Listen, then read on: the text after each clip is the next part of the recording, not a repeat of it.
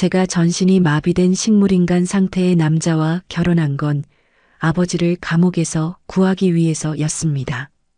그런데 1년이 지났을 때 제가 아이를 가졌다는 깜짝 놀랄 사실이 드러났습니다. 그 즉시 시어머니는 피눈물을 쏟으며 도대체 어떤 놈의 자식을 임신한 거냐? 고 소리쳤습니다. 시댁 식구들이 저를 몰아세우고 숙부님이 저의 뺨을 후려치려고 하는 순간 저는 모든 것을 포기하며 눈을 질끈 감았습니다. 하지만 그 손은 허공에서 단단한 남편의 팔에 잡히고 힘없이 내려졌습니다. 전신마비였던 제 남편이 기적처럼 일어나서 저를 지켜준 것입니다. 이야기가 궁금하시다면 구독과 좋아요 눌러주세요. 댓글로 지금 어디서 시청하고 계신지 소통해 주신다면 앞으로 더 좋은 영상 제작에 큰 힘이 됩니다. 서울 변두리의 좁은 골목길, 햇볕이 들지 않는 허름한 주택 안에서 22살에 정서하는 희미한 형광등, 불빛 아래 웅크리고 앉아 있었습니다. 그녀는 불과 몇 달 전까지만 해도 밝은 미래를 꿈꾸던 한의대생이었으나 지금은 온몸을 짓누르는 거대한 절망감 속에 갇혀 있었습니다. 평생을 성실하게 살아온 서아의 아버지는 믿었던 친구에게 배신당해 사기를 맞으셨고 그 결과 한솔건설은 하룻밤 만에 무너져 내렸습니다. 빚은 상상조차 할 수 없는 금액인 50억 원까지 불어났습니다. 빚쟁이들은 매일같이 집으로 찾아왔습니다. 그들의 거친 욕설과 행패는 가족의 마지막 남은 평화마저 산산조각 내었습니다. 빚더미에 짓눌린 아버지의 어깨는 잔뜩 굽어 있었고 어머니는 소리조차 내지 못한 채 마른 눈물만을 흘리셨습니다. 은행의 압류 통지서와 거래처의 고소장이 날아들었을 때 아버지는 망연자실한 얼굴로 서아와 어머니를 바라보셨습니다. 여보 서아야. 아빠는 감옥에 가야 할 것 같구나. 아버지의 목소리는 희미한 속삭임처럼 떨렸고 서아는 그 절망적인 현실 앞에서 심장이 갈기갈기 찢어지는 고통을 느꼈습니다. 가족이 풍전등화의 위기에 놓여 있을 때였습니다. 좁은 골목길 어귀에 검은색 고급 세단 한 대가 멈춰 섰습니다. 그리고 차 문이 열리자 50대 중반으로 보이는 한 여인이 걸어 나왔습니다. 그녀는 온몸을 명품으로 치장했고 햇빛을 받아 번쩍이는 다이아몬드 장신구는 보는 이의 눈을 멀게 할 듯 했습니다. 그 여인은 다름 아닌 국내 굴지 대기업인 태강그룹의 박정인 박 회장이었습니다. 텔레비전 뉴스에서나 볼 수 있던 사람이었습니다. 박 회장은 경멸이 가득한 눈빛으로 허름한 서아의 집안을 훑어보더니 이내 시선을 서아에게 고정했습니다. 그녀는 길게 말하지 않았고 그 목소리에는 일말의 감정도 실려 있지 않았습니다. 댁 사정은 들었어요. 50억, 나한테는 푼돈입니다. 빚을 전부 갚아주고 재기할 자금까지 지원해 줄 수 있어요. 단 조건이 하나 있습니다. 절망으로 가득 찼던 서아 부모님의 눈에 희미한 희망의 빛이 어렸습니다. 아버지는 떨리는 목소리로 물었습니다. 정말이십니까? 어떤 조건이든 따르겠습니다. 박 회장은 서아의 어머니가 손을 떨며 내온 찻잔을 한 모금 마시더니 탁 소리가 나도록 내려놓았습니다. 그녀의 시선은 마치 물건값을 매기듯 서아를 향했습니다. 따님을 제 아들과 결혼시키세요. 서아는 그 자리에 얼어붙었습니다. 부모님 또한 경악을 금치 못했습니다. 그녀의 아들 윤강준, 태강그룹의 유일한 후계자이자 한때는 수려한 외모와 천재적인 두뇌로 모두의 부러움을 샀던 청년이었습니다. 하지만 2년 전 끔찍한 교통사고로 모든 것을 잃었습니다. 목숨은 건졌으나 척수 손상으로 하반신이 완전히 마비되었고 언어 능력까지 상실한 채 휠체어에 의지해 사는 폐인이 되어버린 상태였습니다. 그와 결혼하는 것은 서아의 젊음을 송두리째 무덤에 묻는 것과 다름없었습니다. 어머니는 오열하며 서아를 끌어안았습니다. 안 돼. 내 딸은 미래가 창창한 아이야. 아이 인생을 이렇게 망칠 수는 없어. 박 회장은 코웃음을 쳤습니다. 그 비웃음은 한겨울의 칼바람보다 더 차가웠습니다. 미래? 아비가 감옥 가고 집안이 풍비박산 나는데 무슨 미래가 있겠어요? 난 그저 법적인 아내가 필요할 뿐입니다. 외롭지 않게 강준이 곁을 지키며 돌봐줄 사람. 따님, 알아보니 한의학을 전공하고 있다면서요. 아주 적임자입니다. 박 회장은 자리에서 일어나 명함 한 장을 테이블 위에 올려놓았습니다. 3일의 시간을 주겠어요. 3일 뒤에도 답이 없다면 법정에서 볼 준비나 하시죠. 그 말을 남기고 그녀는 서아에게 한치의 미련도 두지 않은 채 집을 떠났습니다.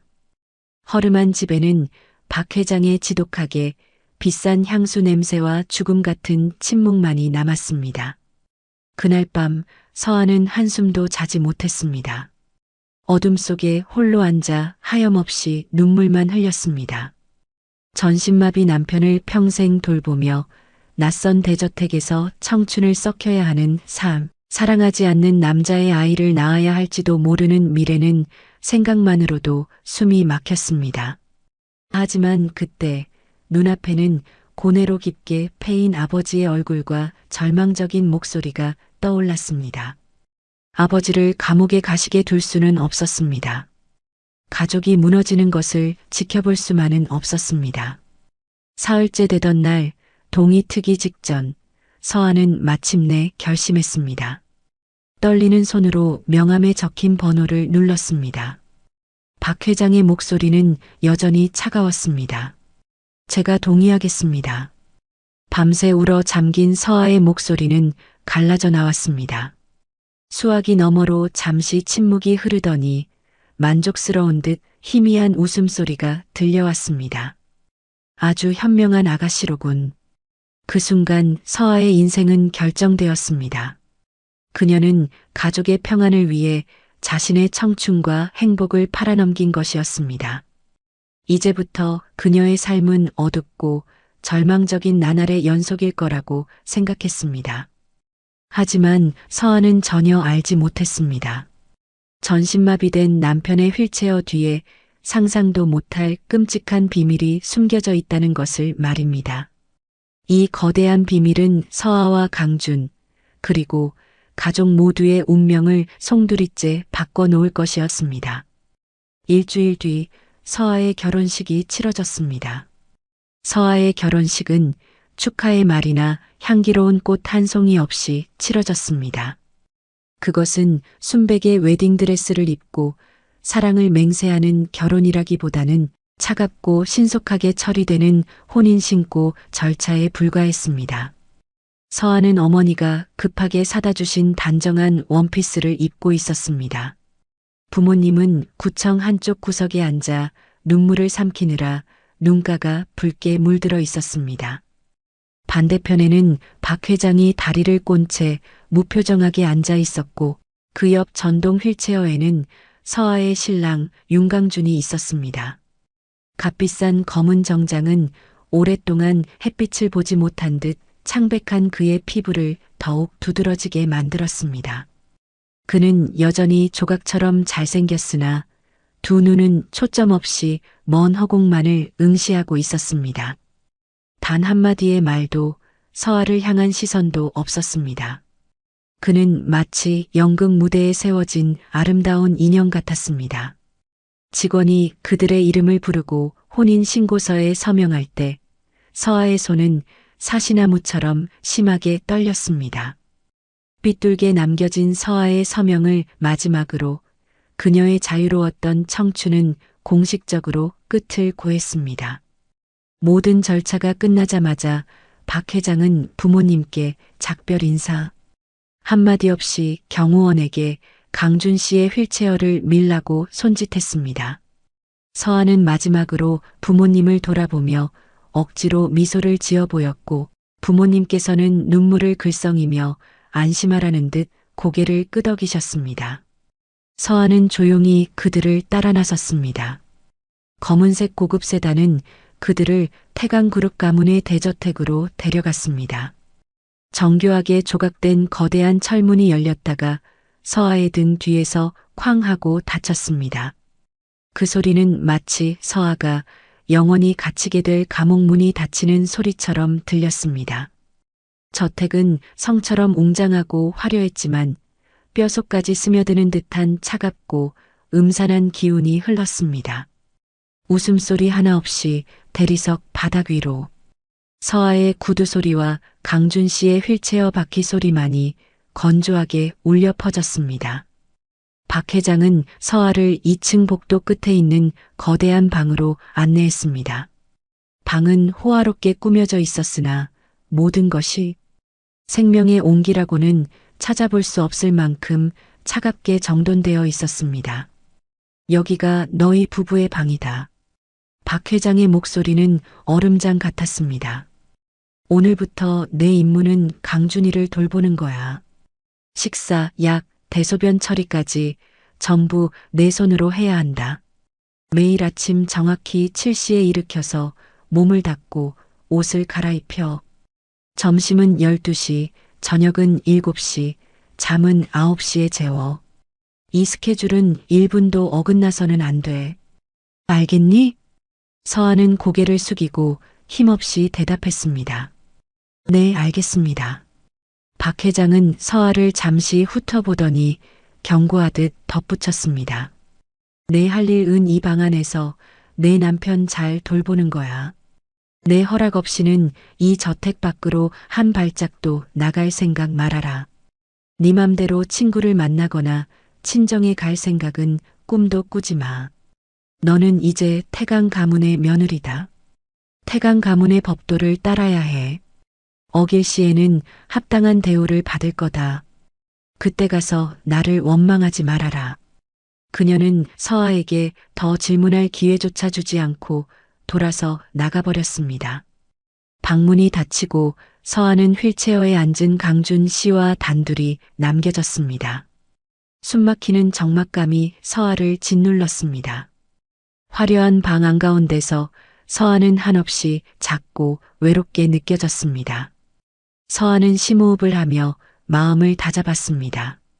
이건 내가 선택한 길이야. 무너질 수 없어. 서아는 천천히 휠체어로 다가갔습니다. 이렇게 가까이서 강준 씨를 본 것은 처음이었습니다. 그의 피부는 창백했고 입술은 굳게 닫혀 있었습니다. 길고 짙은 속눈썹이 미세하게 떨렸지만 두 눈은 마치 이 세상에 어떤 것도 보고 싶지 않다는 듯 굳게 감겨 있었습니다.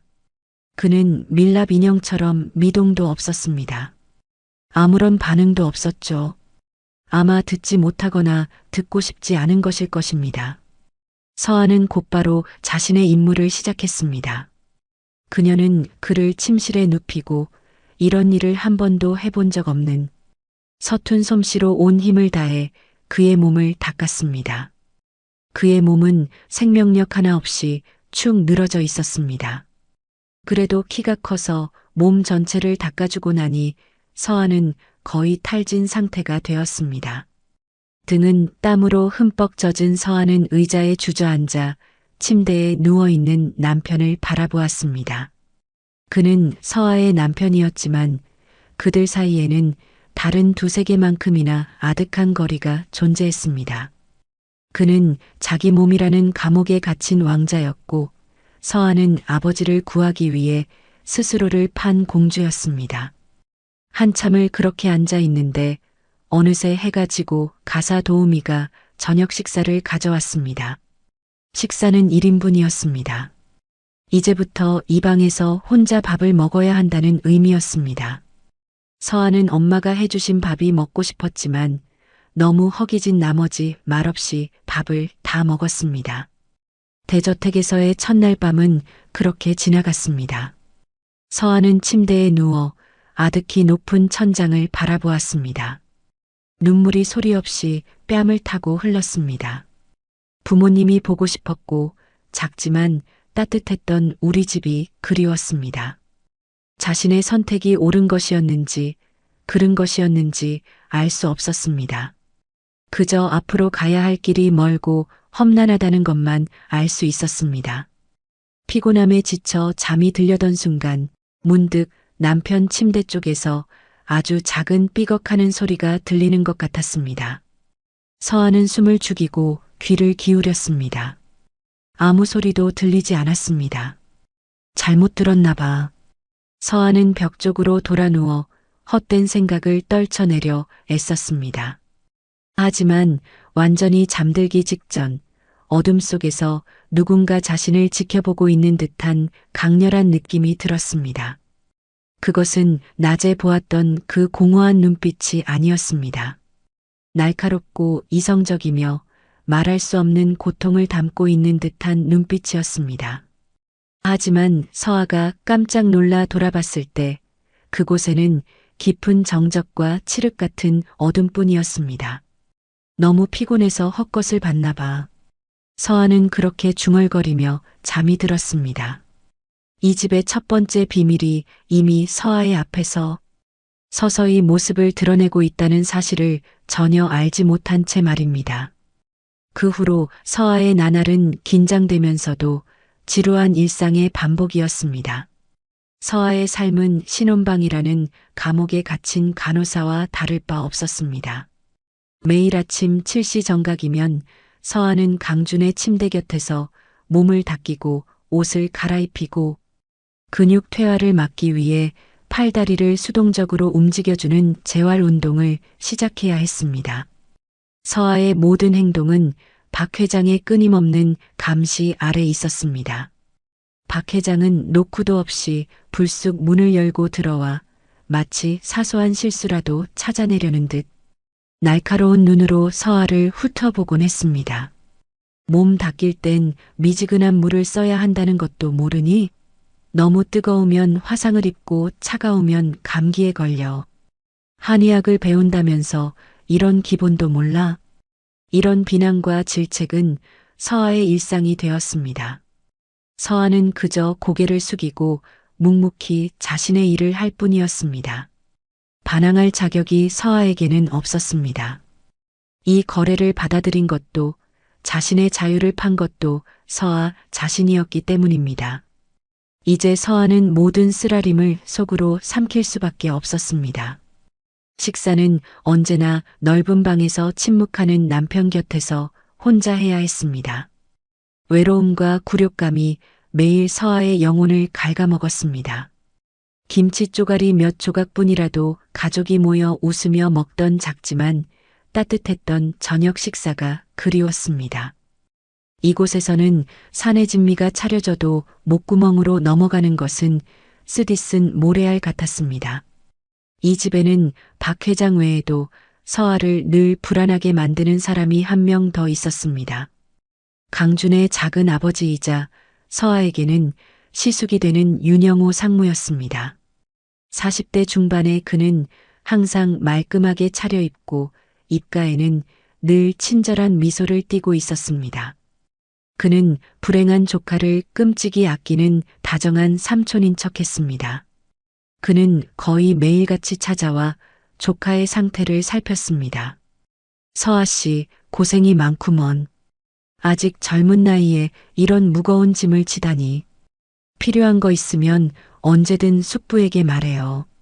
그는 늘 동정심 가득한 목소리로 서아에게 말했습니다. 하지만 이상하게도 서아는 이 남자에게 조금도 호감을 느낄 수 없었습니다. 그 미소와 다정한 말 뒤에는 항상 위선과 계산적인 속내가 숨겨져 있는 것 같았습니다. 그가 강준을 볼 때면 아주 교묘하게 감춰진 희열의 빛이 스쳐 지나가는 것을 서아는 느낄 수 있었습니다. 윤 상무는 방에 아주 오랫동안 머물며 강준 씨의 상태에 대해 이것저것 물었습니다. 반사신경, 호흡, 수면 상태, 심지어 대소변 문제까지 너무나도 상세하게 물어보아서 오히려 의심스러울 정도였습니다. 처음에는 그저 삼촌의 관심이라고 생각했습니다. 하지만 시간이 지날수록 그것이 마치 강준이 정말로 폐인 상태를 유지하고 있는지 확인하려는 감시처럼 느껴졌습니다. 어느 날 오후 서아가 방을 청소하고 있을 때 윤상무가 커다란 과일 바구니를 들고 들어왔습니다. 서아 씨 나왔어. 오늘 우리 강준이는 좀 어떤가? 네. 늘 똑같으세요. 서아는 하던 일을 멈추고 대답했습니다. 그는 침대 가까이 다가가 한참 동안 강준 씨를 바라보더니 서아에게 다가와 마치 비밀 이야기를 하듯 목소리를 낮췄습니다. 우리 강준이가 참 기구한 운명이야. 원래는 똑똑하고 재능 넘치는 우리 가문의 자랑이었는데 하룻밤 사이에 모든 게 물거품이 되어버렸으니 서아는 하루하루 이 집안의 숨막히는 위선 속에서 살아가고 있었습니다. 서아의 유일한 위안은 강준과 단둘이 있을 때였습니다. 강준은 말을 하거나 움직이지는 않았지만 그의 침묵은 주변 사람들의 위선과 거짓된 말들보다 오히려 서아를 더 편안하게 해주었습니다. 어느 날부터인가 서아는 그에게 말을 걸기 시작했습니다. 자신이 읽은 책 이야기, 자신이 들은 음악 이야기, 제 어린 시절의 추억들을 들려주었습니다. 그가 듣지 못할 수도 있다는 것을 알았지만 서아는 계속했습니다. 그것이 서아의 마음속 응어리를 풀고 이 세상에 완전히 혼자가 아니라고 느낄 수 있는 유일한 방법이었습니다. 강준 씨, 그거 알아요? 오늘 아주 재미있는 이야기를 읽었어요. 서아는 따뜻한 수건으로 그의 손을 닦아주며 속삭였습니다.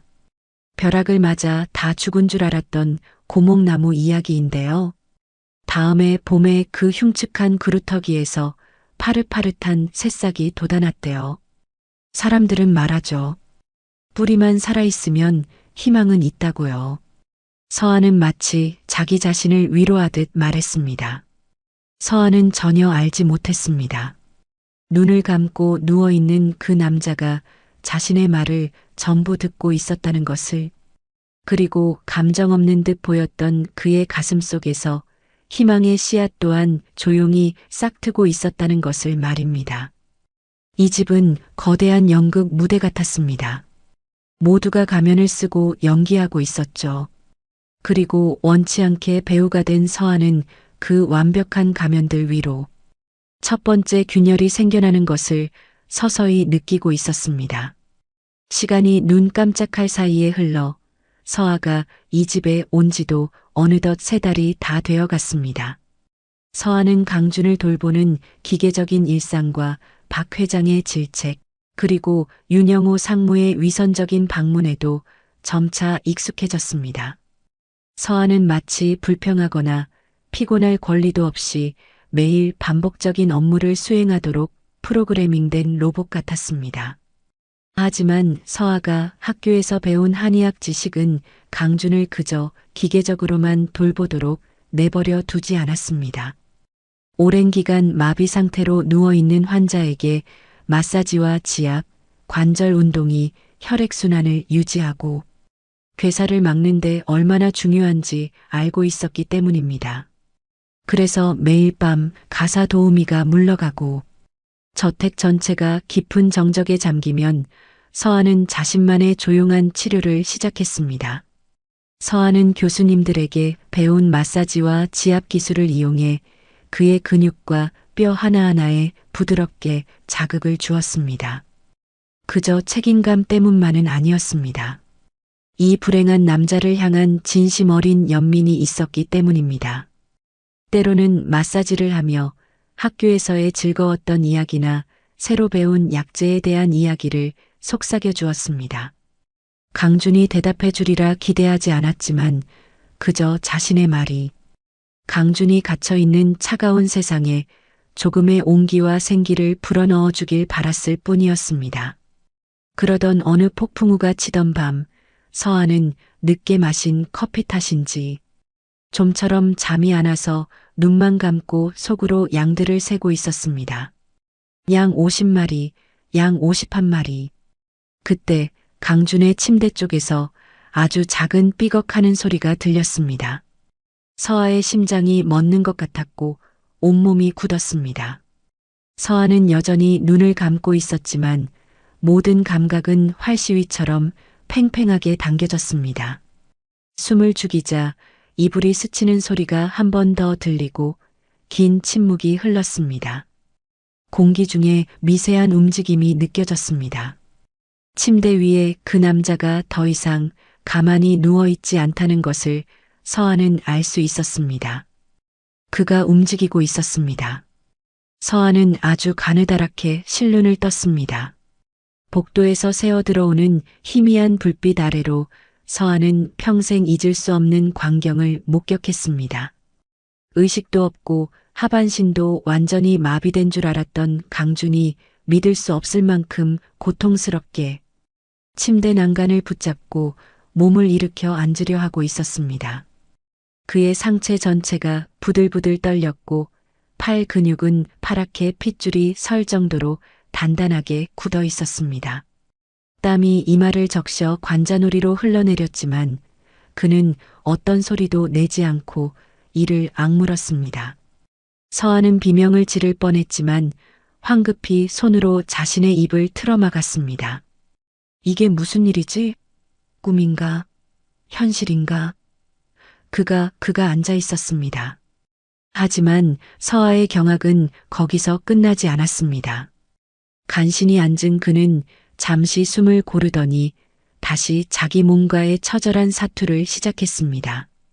그는 두 팔로 몸을 지탱하며 천천히 침대 가장자리로 몸을 옮겼습니다. 그리고 두 발을 차가운 바닥에 내려놓았습니다. 낮에는 힘없이 축 늘어져 있던 그의 두 다리가 분명했습니다. 다리는 심하게 떨리고 있었지만 그것은 엄청난 무게를 감당하느라 안간힘을 쓰는 떨림이었습니다. 그는 침대를 단단히 붙잡고 쓸모없어 보였던 두 다리에 온 힘을 집중했습니다. 그의 얼굴은 고통으로 일그러졌지만 굳게 감은 두 눈 속에는 무서울 정도로 강철 같은 의지가 번뜩였습니다. 그리고 마침내 그는 스스로 똑바로 일어섰습니다. 그 순간 서아의 세상이 뒤집히는 것 같았습니다. 그는 각 걸음마를 뗀 아기처럼 비틀거렸고 한 손은 여전히 침대를 붙잡고 있었습니다. 온몸이 멈추지 않고 떨렸습니다. 하지만 그는 섰습니다. 자신의 두 발로 똑바로 섰습니다. 그 광경은 너무나도 비현실적이면서도 충격적이어서 서아는 숨소리 하나 내지 못하고 그저 지켜볼 뿐이었습니다. 잠시 균형을 잡은 그는 침대에서 손을 떼지 않은 채 근처 옷장을 향해 천천히 걸었습니다. 그는 한 걸음 한 걸음 믿을 수 없을 만큼 힘들고 위태롭게 발을 내디뎠습니다. 마치 보이지 않는 거대한 족쇄를 끌고 가는 사람 같았습니다. 그는 옷장을 짚고 다시 벽을 짚으며 어둠 속을 이동했습니다. 그는 창가로 다가가 한참 동안 밖에서 쏟아지는 비를 바라보았습니다. 그리고 다시 몸을 돌려 방 안을 돌기 시작했습니다. 그의 걸음, 특히 오른쪽 다리가 더 약해 보였습니다. 바닥에 살짝 끌리며 미세한 마찰음을 냈습니다.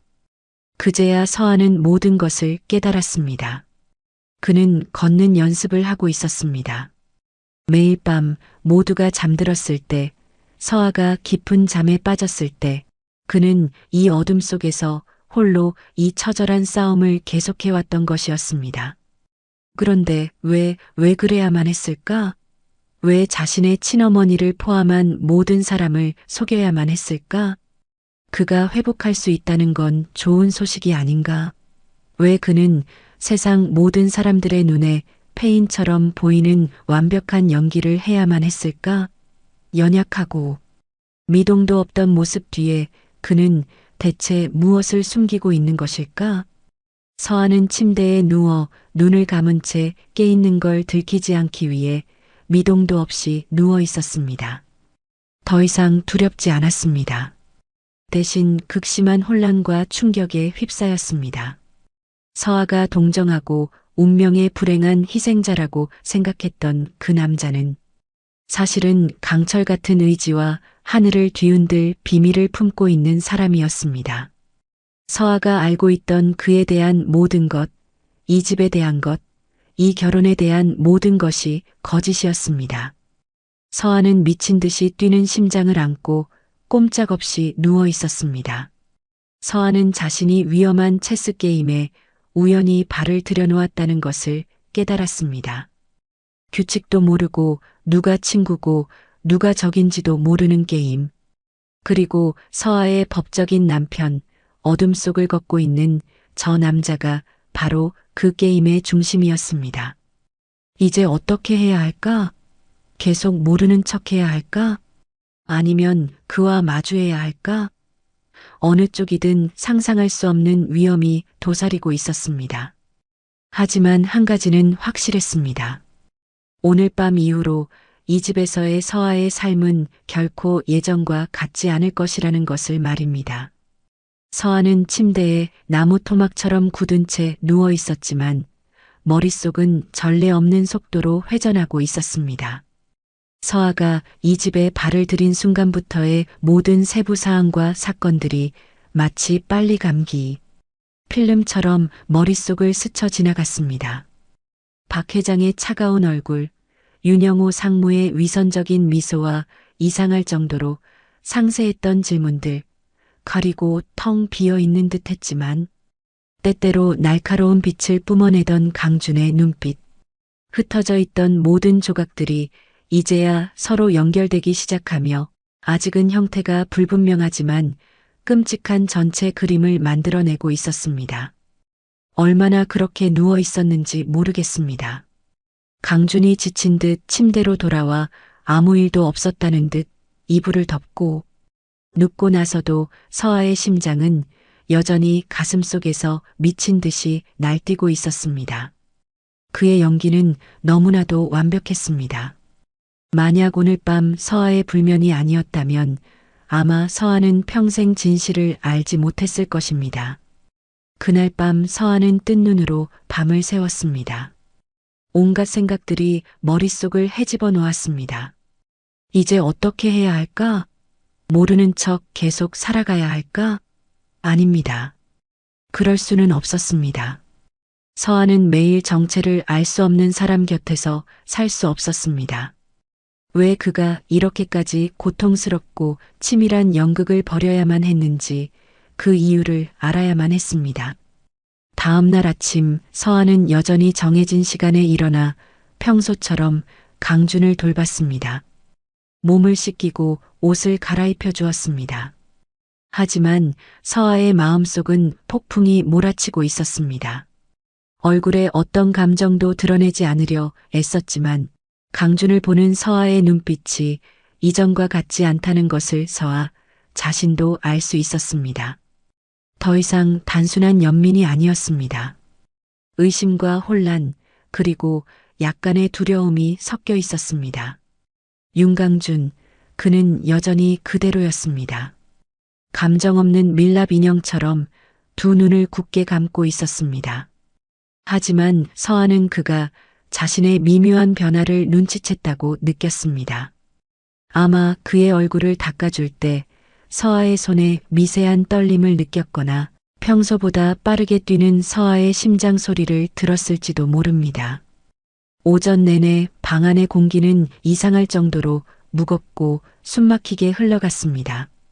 박 회장이 한 차례 들러 평소처럼 몇 마디 핀잔을 주고 갔고 윤영호 상무도 여전히 위선적인 미소와 함께 찾아왔습니다. 하지만 오늘 윤 상무의 말을 들을 때 서아는 저도 모르게 소름이 돋았습니다. 우리 조카는 여전한가? 서아 씨, 아무런 차도가 없나 보구먼. 안타까워서 어쩌나. 그가 내뱉는 말 한마디 한마디에 잔인한 희열이 숨겨져 있는 것 같았습니다. 결국 서아는 더 이상 참을 수 없었습니다. 점심 식사가 끝나고 가사 도우미가 식기를 가져간 후 서아는 방문을 안에서 걸어 잠갔습니다. 전례 없는 행동이었고 박 회장이 알면 불같이 화를 낼 것이 분명했지만 서한은 상관하지 않았습니다. 지금 이 순간 서한은 오직 대답을 원했습니다. 서한은 의자를 끌어와 강준의 휠체어 맞은편에 앉았습니다. 그는 여전히 눈을 감고 있었습니다. 서한은 심호흡을 하고 떨리지만 분명한 목소리로 말했습니다. 그만 연기하세요, 강준 씨. 어젯밤에 다 봤어요. 방 안의 공기가 얼어붙었습니다. 강준의 긴 속눈썹이 미세하게 떨리는 것을 서한은 보았습니다. 그는 천천히 눈을 떴습니다. 그가 완전히 깨어있는 상태에서 그의 눈을 정면으로 마주한 것은 서아가 이 집에 온 후 처음이었습니다. 그의 눈은 더 이상 공허하지 않았습니다. 깊고 검은 눈동자 속에는 지독한 피로감과 고통, 그리고 무서울 정도로 날카로운 빛이 담겨 있었습니다. 그는 조금도 놀라지 않은 채 서아를 바라보았습니다. 마치 이런 날이 올 줄 알았다는 듯이 말입니다. 무엇을 봤지? 쉰 목소리가 희미하게 울렸습니다. 오랫동안 사용하지 않아 약간 어색했지만 여전히 낮고 분명한 목소리였습니다. 그의 목소리를 듣자 서한은 충격과 동시에 약간의 안도감을 느꼈습니다. 마침내 그가 인정하려나 봅니다. 당신이 일어서는 걸 봤어요. 방 안을 걸어 다니는 것도요. 서한은 한결 차분해진 목소리로 말했습니다. 왜 깨어난 것을 숨기는 거죠? 모든 사람을 속이면서까지 대체 뭘 하려는 거죠? 강준은 한참 동안 말이 없었습니다. 그는 창밖을 바라보았습니다. 그의 눈빛은 아득했고 끝없는 슬픔이 어려 있었습니다. 마침내 그는 서아를 돌아보며 씁쓸한 미소를 지었습니다. 만약 내가 그렇게 하지 않았다면 아마 지금 당신과 이렇게 마주 앉아 이야기할 수도 없었을 겁니다. 서아 씨. 그는 서아의 이름을 자연스럽고 익숙하게 불렀습니다. 그게 무슨 뜻이죠? 서아는 미간을 찌푸렸습니다. 당신은 2년 전 내 사고가 단순한 사고였다고 생각합니까? 그의 목소리가 차갑게 식었습니다. 아니요. 그건 살인 미수였습니다. 내가 가장 신뢰했던 사람, 나와 피를 나눈 가족이 완벽하게 계획한 음모였죠. 누구요? 살인 미수? 가족이라니. 서아는 경악했습니다. 이것은 서아의 상상을 초월하는 끔찍한 이야기였습니다. 그는 2년 전 출장길에 올랐을 때 고갯길을 내려가던 차의 브레이크가 갑자기 파열되어 절벽 아래로 추락했다고 말했습니다. 그는 기적적으로 살아남았지만 척추에 심각한 부상을 입었습니다. 하지만 육체의 상처보다 그를 더 고통스럽게 했던 것은 중환자실에 누워 있을 때 우연히 엿들은 전화 통화였습니다. 주모자가 부하에게 전화를 걸어 왜 일을 제대로 처리하지 못했는지, 왜 자신을 살려두었는지 질책하고 있었습니다. 그리고 그 목소리는 강준이 결코 잊을 수 없는 목소리였습니다. 누구였죠? 서아가 떨리는 목소리로 물었습니다. 강준 씨는 고통스러운 표정으로 눈을 감았습니다. 내 작은 아버지, 윤영호 상무였습니다. 서아는 입을 다물지 못했습니다. 윤상무. 항상 조카를 아끼고 걱정하는 척했던 그 남자였습니다. 그는 태강그룹을 통째로 삼키고 싶었던 겁니다. 강준 씨가 분노에 찬 목소리로 말을 이었습니다. 아버지는 일찍 돌아가셨고 어머니는 홀로 회사를 힘겹게 이끌며 모든 희망을 내게 걸고 계셨죠. 그는 나만 제거하면 어머니를 조종하고 이 모든 것을 손에 넣는 것이 쉬워질 거라고 생각했던 겁니다. 그 사고, 그가 사람을 시켜 내 차에 브레이크를 고장내서 난 것이었죠. 서아는 그 자리에 얼어붙었습니다. 너무나도 잔인한 진실이었습니다. 의식을 차린 후 내가 진실을 알게 되었다는 것을 그가 알게 해서는 안 된다고 생각했습니다. 나 자신을 보호하고 그의 가면을 벗길 증거를 찾을 유일한 방법은 내가 더 약해지는 것뿐이었죠. 나는 실제보다 훨씬 더 심각하게 마비된 척, 깨어나지 못한 척 연기했습니다. 그가 방심하고 경계심을 풀게 만들고 싶었죠. 그리고 내 예상은 맞았습니다. 지난 2년 동안 그는 나를 보러 온 것이 아니라 내가 정말로 쓸모없는 페인이 되었는지 확인하러 왔던 겁니다. 이제야 모든 것이 이해가 갔습니다. 윤 상무의 모든 기이한 행동에는 목적이 있었던 것입니다. 제가 뭘 도와드리면 될까요? 서아도 모르게 말이 튀어나왔습니다. 연민 때문이었을지도 모릅니다. 그의 의지에 대한 경외심 때문이었을지도 모릅니다. 아니면 서아의 마음속 깊은 곳에서 이미 그를 낯선 사람으로 여기지 않게 되었기 때문일지도 모릅니다. 강주는 놀라움과 감동이 뒤섞인 눈빛으로 서아를 바라보았습니다. 그는 잠시 망설이다가 희망에 찬 목소리로 말했습니다. 당신 정말로 나를 돕고 싶습니까? 위험할 텐데. 서아는 그의 눈을 똑바로 바라보았습니다. 서아 안에 잠재되어 있던 용기가 솟아났습니다. 나는 이미 이 집에 들어왔고 당신의 아내가 되었어요. 이제 와서 벗어날 수도 없죠. 두려움 속에서 사느니 차라리 당신과 함께 맞서 싸우겠어요. 게다가 나는 아픈 사람을 보고 못 본 척하라고 의학을 배운 게 아니에요. 강주는 따뜻한 빛이 감도는 눈으로 서아를 바라보았습니다. 처음으로 그의 입가에 진짜 미소가 번졌습니다. 더 이상 씁쓸하지 않은 감사와 신뢰가 담긴 미소였습니다. 고마워요, 서아 씨. 만약 당신만 괜찮다면 부탁할 것이 하나 있어. 당신의 한의학 지식은 그 어떤 비싼 약보다도 내 회복을 앞당기는데 도움이 될 거예요. 서아는 한치의 망설임도 없이 고개를 끄덕였습니다. 네, 도와드릴게요. 그 순간 그들 사이에 새로운 계약이 맺어졌습니다. 그것은 동맹의 약속이었습니다. 그들은 진실을 밝히기 위해 침묵 속에서 함께 싸워나갈 것입니다.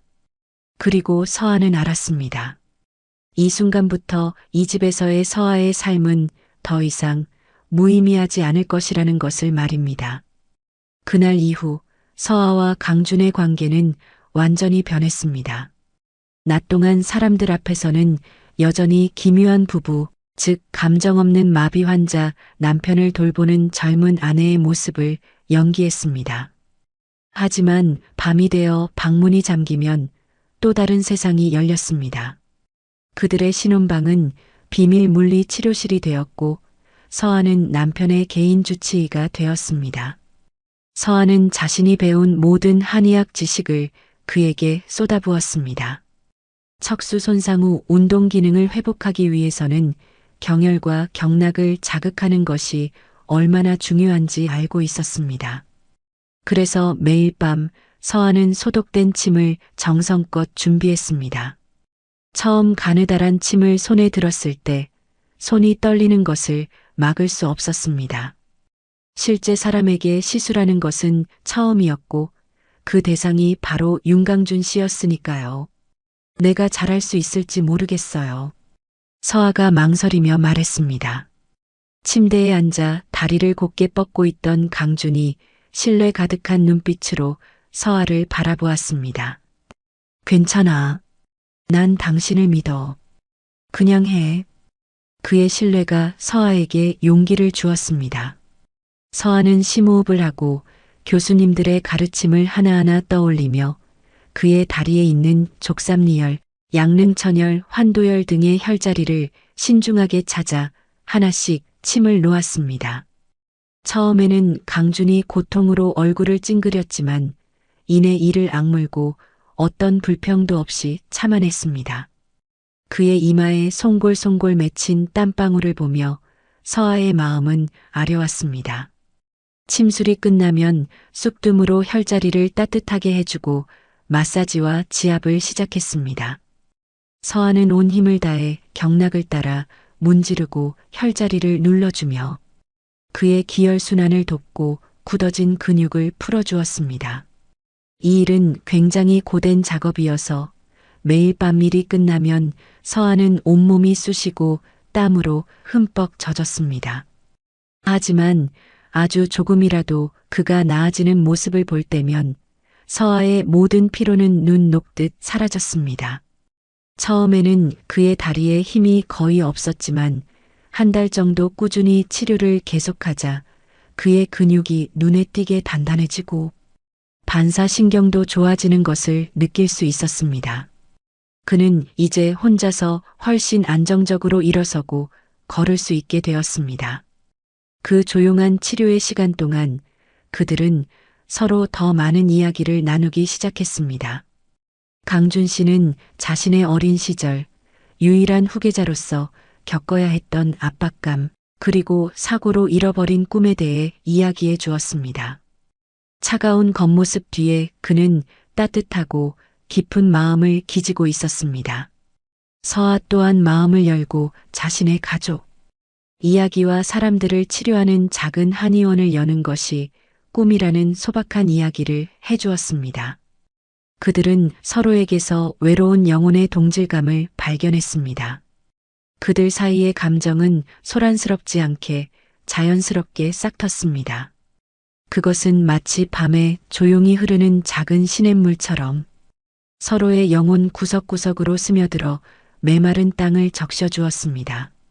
서아는 더 이상 책임감만으로 강준 씨를 대하지 않았습니다. 그가 고통으로 얼굴을 찡그릴 때 걱정했고 그가 한 걸음 더 내디딜 때 진심으로 기뻐했습니다. 서아는 그의 취향에 신경 쓰기 시작했고 몰래 가사 도우미에게 부탁해 그가 좋아하는 음식을 만들게 했습니다. 어떤 밤에는 치료가 끝나고 지쳐 잠든 그의 얼굴을 한참 동안 바라보기도 했습니다. 서아도 모르게 손을 들어 그의 이마를 덮은 머리카락을 부드럽게 쓸어 넘겼습니다. 그 순간 서아는 자신의 심장이 그를 향해 뛰고 있다는 것을 깨달았습니다. 강준 또한 더 이상 서아를 돈으로 사온 간병인으로 대하지 않았습니다. 그는 존중과 감탄, 그리고 그 자신도 모르는 부드러움이 담긴 눈빛으로 그녀를 대했습니다. 당신 손이 다 거칠어졌네. 어느 날 마사지를 마친 서아의 손을 그가 붙잡으며 안타까운 목소리로 말했습니다. 나 때문에 당신이 고생이 많아. 괜찮아요. 이젠 익숙해요. 서아는 황급히 손을 빼며 얼굴을 붉혔습니다. 치료 중에 신체적 접촉과 영혼의 교감은 그들을 그 어느 때보다 가깝게 만들었습니다. 그들 사이의 벽은 서서히 허물어졌습니다. 때로는 서아가 지압에 열중하고 있을 때 그가 갑자기 서아의 손을 잡아 가볍게 입을 맞추기도 했습니다. 그 작은 행동 하나하나가 서아의 심장을 뛰게 만들었습니다. 그들은 마치 온 세상에 자신의 감정을 숨겨야만 하는 비밀스러운 연인 같았습니다. 그들의 사랑은 달콤하면서도 쓰라리고 또 위험했습니다. 그동안 강준의 비밀 조사에도 진전이 있었습니다. 그는 윤영호 상무의 사무실에 몰래 추적 장치를 설치했고 외부의 믿을 만한 친구를 통해 그의 공금 횡령 증거들을 수집하고 있었습니다. 모든 것이 서서히 드러나고 있었습니다.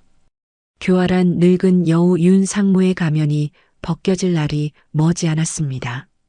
하지만 그들은 아주 신중하게 행동해야 한다는 것을 알았습니다. 그는 지독하게 교활하고 잔인한 사람이었습니다. 아주 작은 실수 하나가 그들의 모든 노력을 물거품으로 만들고 심지어 그들의 목숨까지 위협할 수 있었습니다. 어느 날 저녁 서아가 강준 씨에게 침을 놓고 있을 때 그가 갑자기 서아의 손을 잡으며 아주 진지한 목소리로 말했습니다. 서아, 내 말 들어. 모든 것이 끝나고 내가 그의 정체를 밝혀내면 나와 이혼하고 이곳을 떠나. 서아는 그 자리에 얼어붙었습니다. 왜 그런 말을 하죠? 이곳은 너무 위험하고 복잡해. 당신과는 어울리지 않아. 그의 눈에는 걱정이 가득했습니다. 우리의 결혼은 처음부터 계약이었어. 나 때문에 당신의 인생 전체를 얽매고 싶지 않아. 평생 편안하게 살 수 있을 만큼의 돈을 줄게. 그 말을 듣고 서한은 기쁘기는커녕 심장에 비수가 꽂히는 것 같았습니다. 왜인지 모르게 눈물이 터져 나왔습니다. 당신은 내가 돈 때문에 당신을 돕는다고 생각하는군요. 보답받고 싶어서 여기 머문다고 생각하는군요. 어디서 그런 용기가 났는지 모르겠습니다. 서한은 그에게 소리쳤습니다. 처음으로 그에게 큰 소리를 냈습니다. 윤강준, 당신은 바보야. 아무것도 몰라. 그 말을 남기고 서한은 방을 뛰쳐나갔습니다. 뒤에는 망연자실한 그가 홀로 앉아 있었습니다. 서한은 베란다로 뛰쳐나가 별이 가득한 하늘 아래 서서 눈물을 쏟아냈습니다. 서러워서가 아니었습니다. 서아가 그 남자를 사랑하게 되었다는 것을 깨달았기 때문이었습니다. 어떤 계산도 없는 순수한 사랑이었습니다. 하지만 그는 그 사랑을 몰라주었고 서아를 밀어내려 하고 있었습니다. 그날 밤 이후 그들 사이의 공기는 극도로 어색해졌습니다. 여전히 같은 방에 있었지만 두 사람 모두 침묵했습니다. 이 침묵은 처음 만났던 날보다 훨씬 더 무겁고 불편했습니다. 어색함과 긴장감 속에서 그들은 여전히 낮에는 연기를, 밤에는 비밀스러운 치료를 지속했습니다. 그 침묵이 그들을 갈라놓는 듯 했지만 동시에 서로를 향한 간절함을 더욱 키웠습니다. 그러던 어느 날 거센 비바람이 몰아치고 번개가 하늘을 가르던 밤이었습니다. 번개가 칠 때마다 저택 전체가 순간적으로 정전되곤 했습니다. 서한은 원래 천둥 번개를 무서워해서 하늘이 찢어지는 듯한 소리가 들릴 때마다 저도 모르게 움찔하며 차가운 간이 침대 위에서 몸을 움츠렸습니다. 자정 무렵 거대한 벼락이 바로 지붕 위에서 터졌습니다. 저택의 모든 전기가 나가버렸고 칠흑 같은 어둠이 모든 것을 삼켰습니다. 서한은 비명을 지르며 황급히 이불을 머리끝까지 뒤집었습니다. 서아. 어둠 속에서 강준 씨의 목소리가 들려왔습니다. 낮고 걱정이 가득한 목소리였습니다. 몇 초 후 휴대폰 손전등에 희미한 불빛이 켜졌습니다. 그는 침대에서 일어나 천천히 서아에게 다가오고 있었습니다. 아직 걷는 것이 완전히 자연스럽지 않았지만 그는 망설임 없이 걸어왔습니다. 그는 서아의 침대 옆에 와서 한쪽 무릎을 꿇었습니다. 무서워하지 마. 내가 여기 있어. 그의 얼굴과 걱정스러운 눈빛을 보자 서아의 마음속에 남아있던 모든 경계와 서운함이 한순간에 녹아내렸습니다. 왜인지 모르게 다시 눈물이 터져 나왔습니다.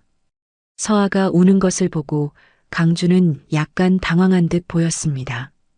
그는 손을 들어 서아의 뺨에 흐르는 눈물을 부드럽게 닦아주었습니다.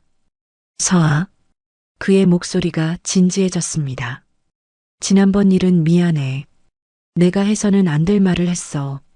난 단지 당신이 고생하는 걸 원치 않았고 이 위험한 일에 끌어들이고 싶지 않았을 뿐이야.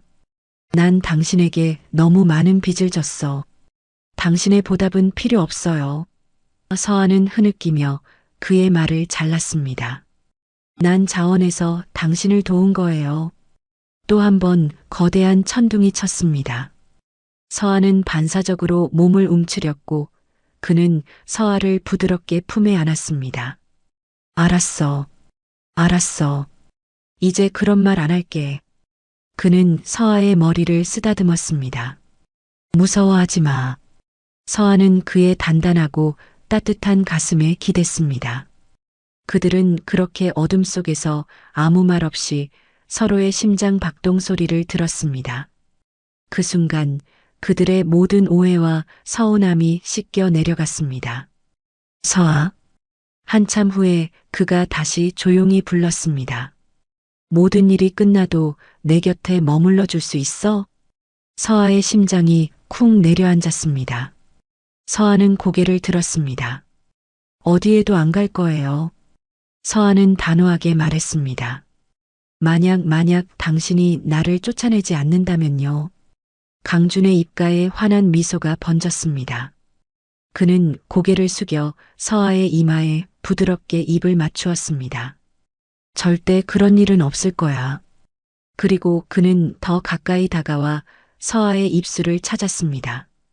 처음에는 조심스러웠던 입맞춤은 이내 깊고 열정적으로 변했습니다. 지난 몇 달간 억눌러왔던 모든 감정이 담긴 입맞춤이었습니다.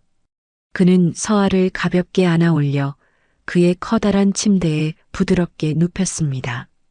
밖에서는 여전히 비바람이 울부짖었지만 이 방 안에는 오직 서로에게서 유일한 위안을 찾은 두 심장의 뜨거운 숨결과 박동 소리만이 가득했습니다.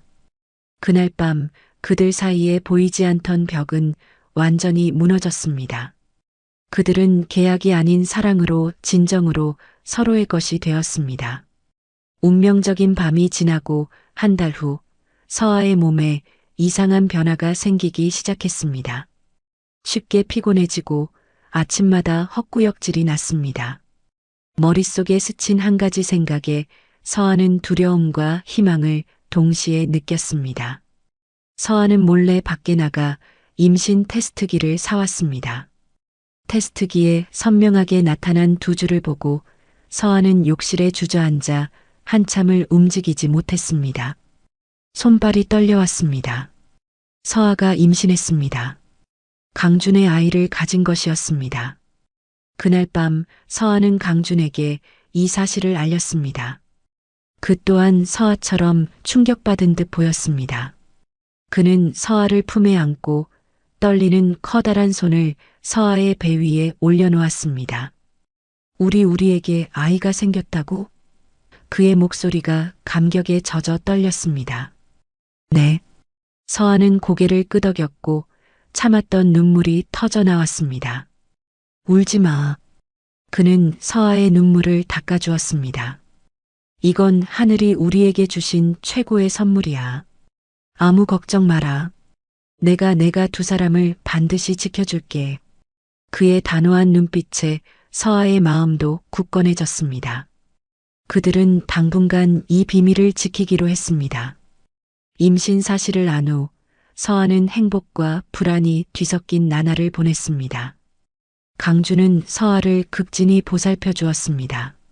힘든 일은 아무것도 못하게 했고 매일 밤 꾸준히 재활 운동을 하면서도 훨씬 더 조심스러워졌습니다. 그는 몰래 친구에게 부탁해 임산부와 태아에 관한 책을 잔뜩 사와서는 밤마다 책을 소리내어 읽어주곤 했습니다. 작은 생명의 존재는 그들의 어두웠던 삶에 새로운 활기와 희망을 불어넣었습니다.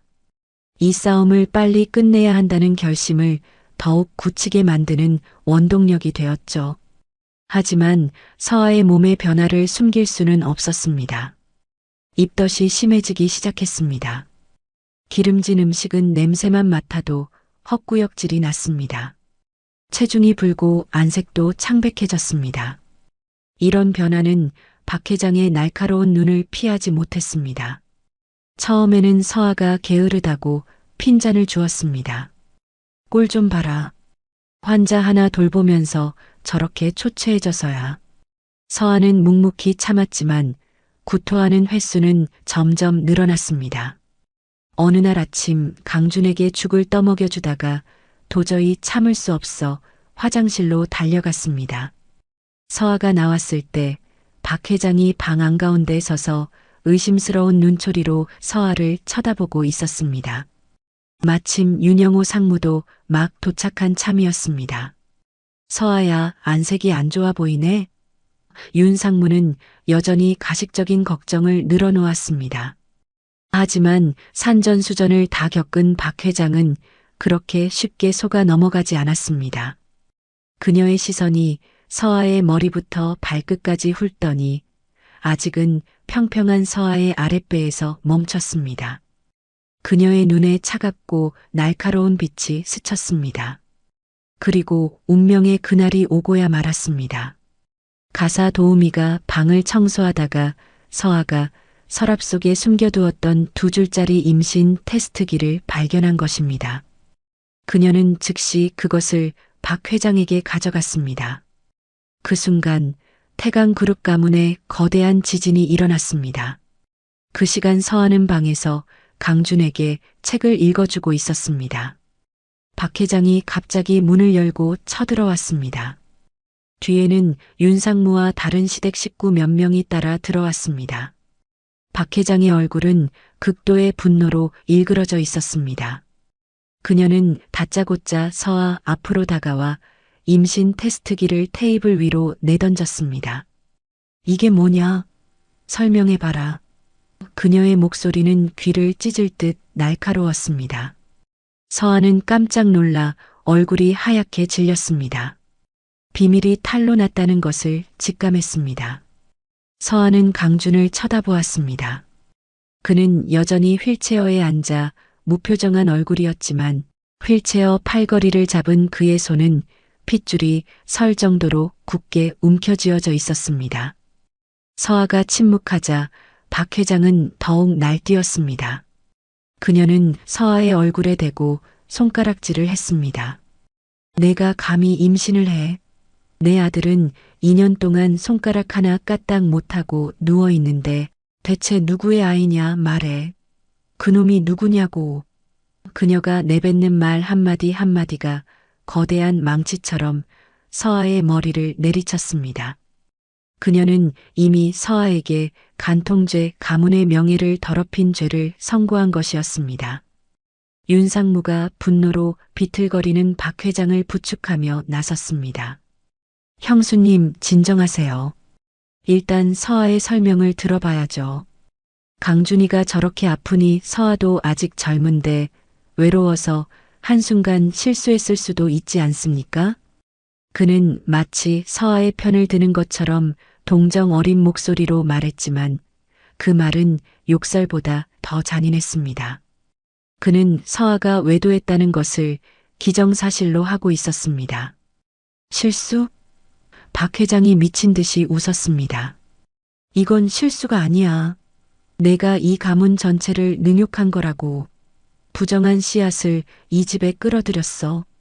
내가 전현을 죽여버릴 거야. 형수님, 흥분하지 마세요. 이 일은 조용히 처리해야 합니다. 그리고 그는 차가운 눈빛으로 서아를 돌아보았습니다. 서아 씨, 솔직하게 말해. 이 아이 누구 아이야? 서아가 눈물을 글썽이며 떨리는 목소리로 말했습니다. 이 아이는 강준 씨 아이예요. 서아의 말이 끝나자마자 방 안은 순간 정적에 휩싸였다가 이내 폭소가 터져 나왔습니다. 강준이 아이라고? 윤상무가 가장 크게 웃었습니다. 서아 씨, 농담도 참. 강준이는 대소변도 남의 도움 없이는 못 가리는데 어떻게 아이를 가질 수 있겠어? 지금 우리 모두를 바보로 아는 건가? 서아는 절망 속에서 고개를 저었습니다. 아니에요.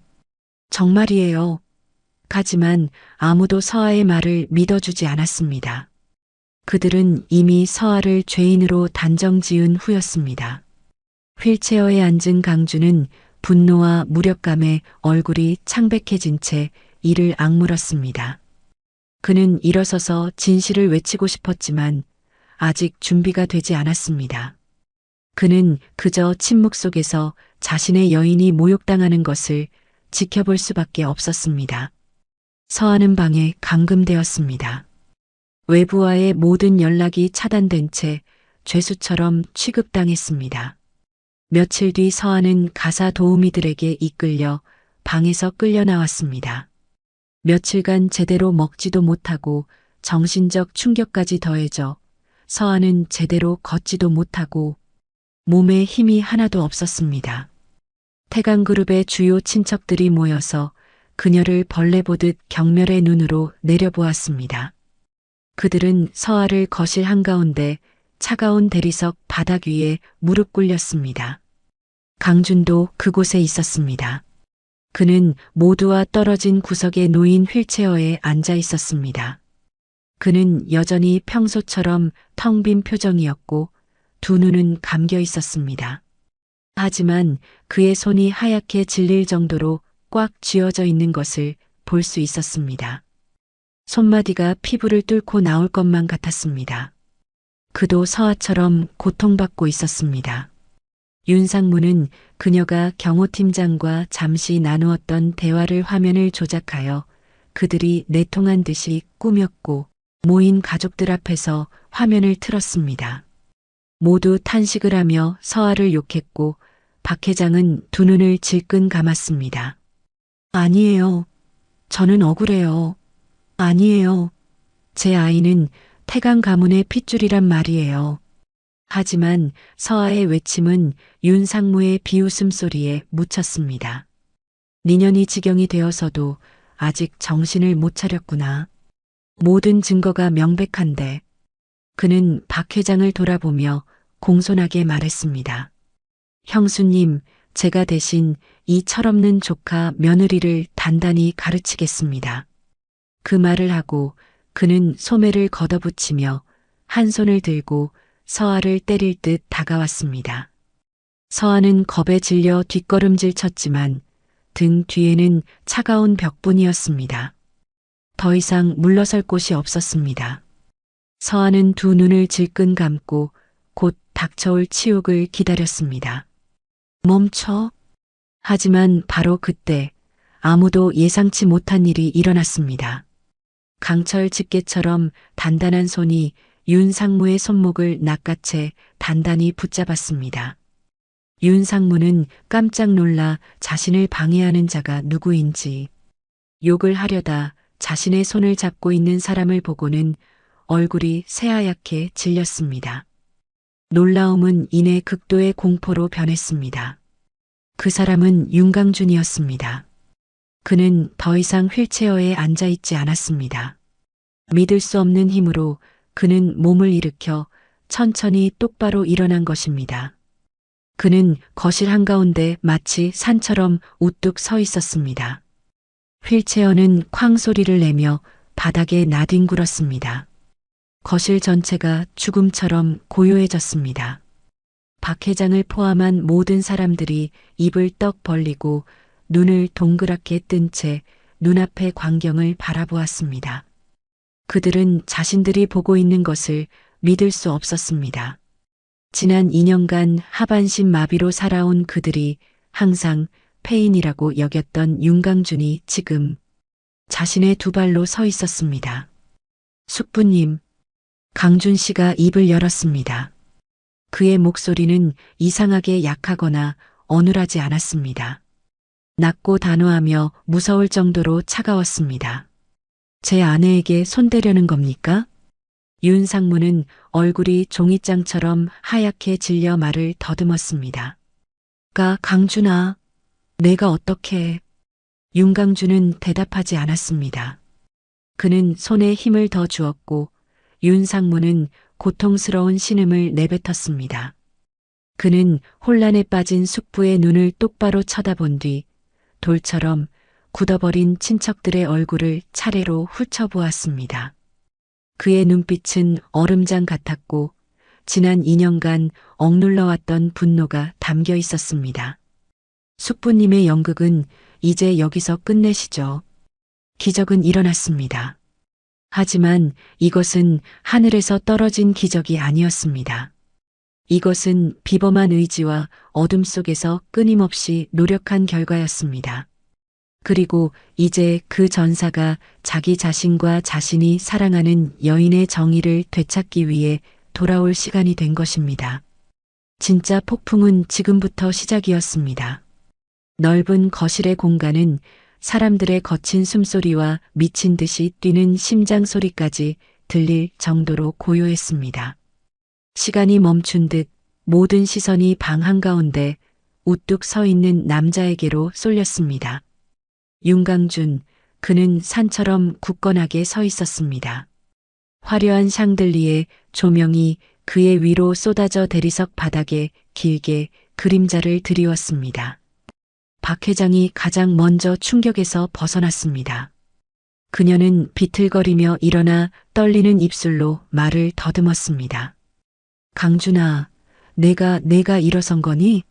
세상에 내가 헛것을 보는 게 아니지. 내 아들.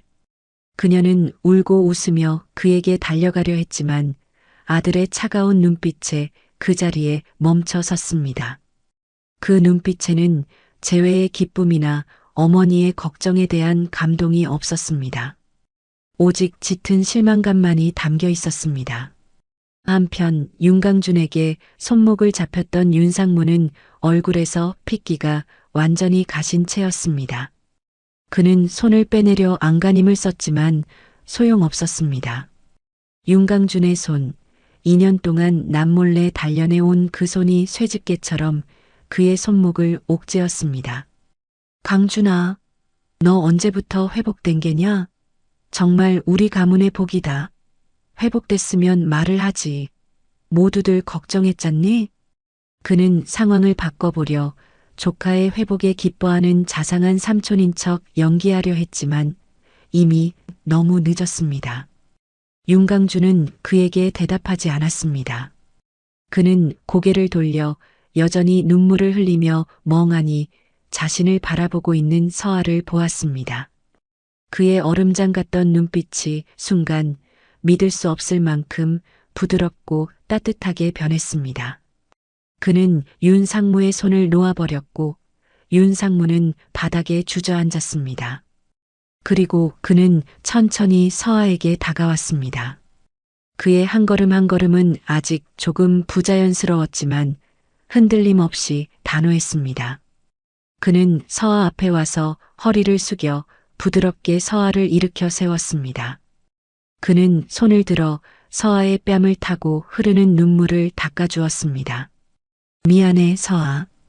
당신 혼자 이런 일들을 겪게 해서 정말 미안해. 너무 고생 많았어. 그의 낮은 목소리에는 깊은 후회가 담겨 있었습니다. 서아는 아무 말도 하지 못하고 그저 고개를 저었습니다. 눈물은 더욱 쏟아졌습니다. 하지만 이제 이 눈물은 굴욕의 눈물이 아니었습니다. 벅차오르는 감동과 행복, 그리고 위로의 눈물이었습니다. 마침내 그가 서아를 위해 일어선 것입니다. 서아를 일으켜 세운 후 그는 서아를 자신의 등 뒤에 서게 하여 그들의 날카로운 시선으로부터 서아를 보호하는 견고한 벽이 되어 주었습니다. 그리고 그는 몸을 돌려온 가족과 마주 섰습니다. 이제 그는 더 이상 쓸모없는 폐인이 아니었습니다. 그는 이 집의 진정한 주인이자 태강그룹의 유일한 후계자였습니다. 모두들 많이 놀라셨나 보군요. 그가 입을 열었습니다. 크지 않은 목소리였지만 거실 전체에 단호하고 힘있게 울려 퍼졌습니다. 나 같은 폐인이 다시 일어서서 놀라셨습니까? 아니면 여러분이 연기하던 이 연극이 이제 막을 내려야 해서 놀라셨습니까? 아무도 감히 입을 열지 못했습니다. 그들은 그저 얼어붙은 채 그를 바라볼 뿐이었습니다.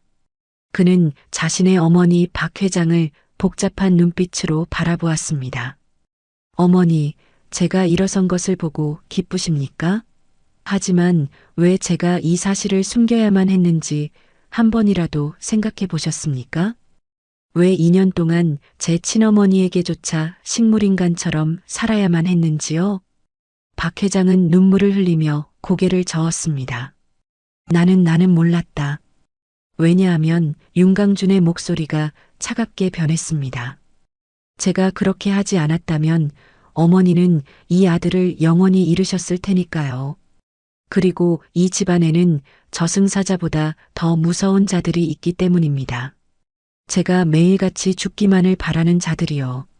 그 말을 하며 그의 시선은 바닥에서 어정쩡하게 일어나고 있는 윤영호 상무에게로 향했습니다. 그렇지 않습니까? 제 사랑하는 숙부님.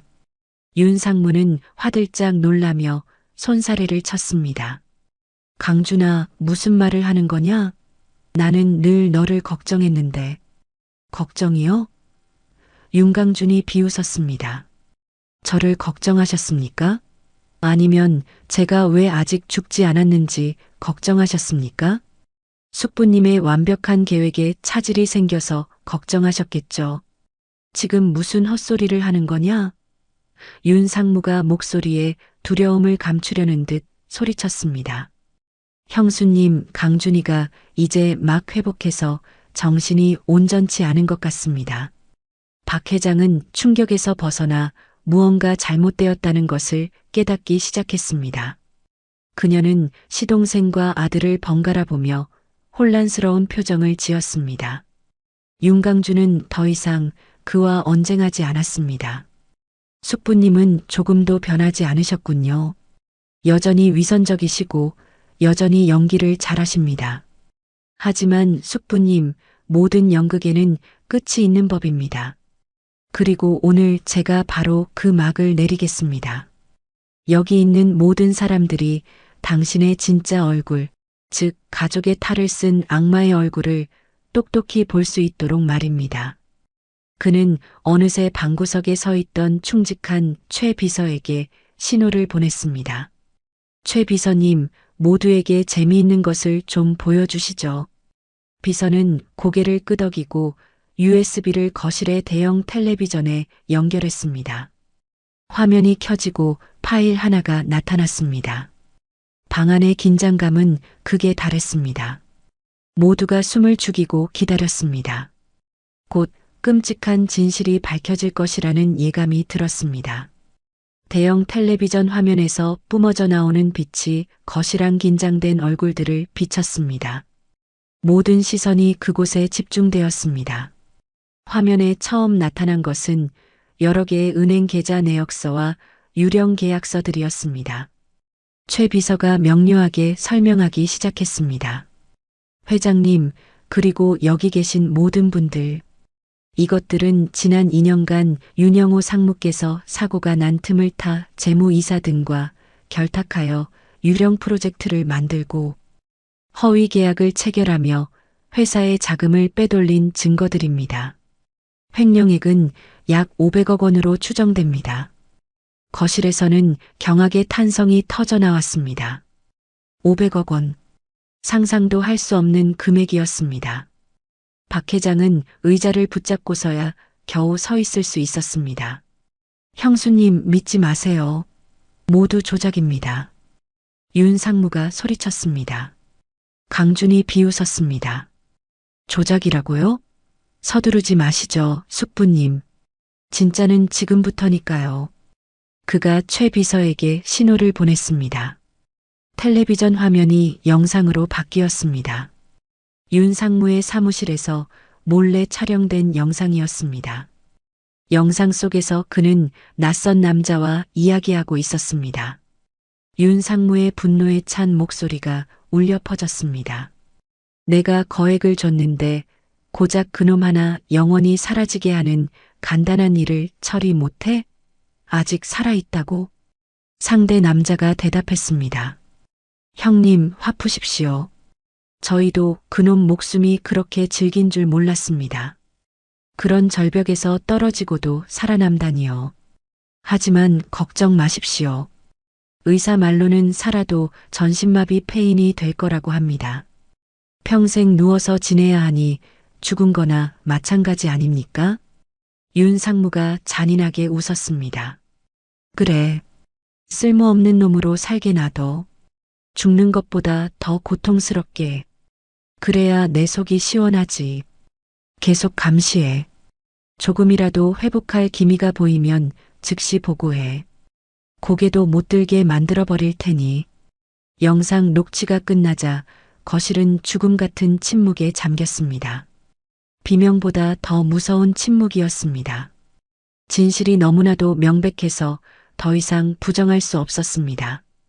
끔찍한 사고를 계획하고 자신의 친조카를 무참히 죽이려 했던 주모자가 바로 항상 인자한 척했던 윤영호 상무였던 것입니다. 박 회장은 바닥에 주저앉아 통곡했습니다. 비통하고 고통스러운 울음이었습니다. 불쌍한 아들과 자기 자신의 어리석음 때문에 울었습니다. 지난 2년간 그녀는 시동생을 맹목적으로 믿었고 그에게 권한을 주었으며 아들을 돌보게 했습니다. 결국 그녀는 고양이에게 생선을 맡긴 셈이었고 양의 탈을 쓴 늑대를 아들 곁에 두고도 전혀 눈치채지 못했던 것입니다. 너는 악마야. 그녀가 시동생을 손가락질하며 절규했습니다. 왜 우리 강준이에게 그런 짓을 했어? 윤 상무는 이제 더 이상 변명할 길이 없자 가면을 벗어던졌습니다. 그는 똑바로 서서 잔인하고 광기 어린 표정을 드러냈습니다. 그놈만 없었으면 태강그룹의 모든 것은 내 것이었어. 왜? 형님은 모든 것을 누리고 나는 빌부터 사는 놈이 되어야 하지? 왜? 저 어린 놈이 모든 것을 상속받고 나는 저놈을 모셔야 하냐고. 난 불공평하다고 생각했어. 내 것을 되찾아야만 했다고. 숙부님 모든 것을 아주 치밀하게 계산하셨군요. 단 한 가지를 제외하고요. 당신은 한 여자의 사랑을 너무 얕봤고 한 남자의 생존 의지를 너무 과소평가했습니다. 당신의 연극은 이제 끝났습니다. 바로 그때 저택의 큰 문이 열리고 경찰들이 들이닥쳤습니다. 강주는 가족회의가 열리기 전에 이미 경찰에 신고해 두었던 것입니다. 그는 이 악한을 현장에서 모든 사람 앞에서 체포하고 싶었던 것입니다. 경찰을 본 윤 상무는 얼굴이 새하얗게 질려 도망치려 했지만 이미 너무 늦었습니다. 2명의 경찰이 신속하게 그를 제압하고 수갑을 채웠습니다. 윤영호 씨, 당신을 살인 교사, 특정 경제범죄 가중 처벌법상 사기 및 명예훼손 혐의로 체포합니다. 서로 가시죠. 그는 더 이상 저항하지 않고 붉게 충혈된 눈으로 강준을 증오에 차 바라보았습니다. 네 이놈 윤강준. 경찰이 그를 연행해 갔습니다. 태강그룹 가문 사람들은 사이렌을 울리며 떠나는 경찰차를 망연자실하게 바라보았습니다. 끔찍한 폭풍이 휩쓸고 간 자리에는 폐허와 잔해만이 남았습니다. 어머니, 강준 씨가 입을 열었습니다. 그의 목소리에는 더 이상 냉기가 아닌 슬픔과 피로감만이 남아 있었습니다. 그가 다가가 어머니를 부축하려 했지만 박 회장은 그의 손을 뿌리쳤습니다. 그녀는 고개를 들어 아들과 서아를 번갈아 보며 후회와 자책이 가득한 눈으로 말했습니다. 만지지 마. 나를 만지지 마. 그녀의 목소리는 갈라져 있었습니다. 나는 내 어미 될 자격이 없다. 나는 끔찍한 어미야. 너를 지켜주지 못했고 내 아내와 내 손주까지 죽일 뻔했다. 나는 죄인이다. 너에게 죄를 지었고 내 며느리에게 죄를 지었고 우리 태강 가문 전체에 죄를 지었다. 그 말을 하며 그녀는 어린아이처럼 서럽게 울기 시작했습니다. 그녀의 무너진 모습을 보니 서아의 마음도 아려왔습니다. 그녀가 서아에게 몹쓸 짓을 한 것은 사실이지만 결국 그녀 또한 악인에게 속아 이용당한 불쌍한 어머니일 뿐이었습니다. 강주는 더 이상 아무 말도 하지 않고 조용히 어머니를 바라보았습니다. 윤영호의 재판은 신속하게 진행되었습니다. 녹음 파일과 영상, 그리고 공범들의 자백까지 빼도 박도 못할 증거들 앞에 그는 결국 모든 혐의를 인정해야 했습니다. 법원은 살인 교사, 특정 경제범죄 가중 처벌, 사기, 명예훼손 등 그가 저지른 모든 범죄에 대해 엄중한 판결을 내렸습니다. 그는 아주 무거운 징역형을 선고받았고 횡령한 모든 금액을 태강그룹에 배상해야 했습니다. 정의는 비록 늦었지만 마침내 실현되었습니다. 악인은 죗값을 치렀고 서아의 결백함 또한 세상 앞에 증명되었습니다. 몇 달 후 서아는 아주 건강하고 사랑스러운 쌍둥이 아들을 낳았습니다. 서아가 산부인과에서 돌아오던 날 양가 가족이 모두 모여 그들을 축하해 주었습니다. 강주는 작고 사랑스러운 두 아들을 품에 안고 전에 없던 행복한 미소를 지었습니다. 그는 서아의 이마에 입을 맞추며 속삭였습니다. 고마워, 여보.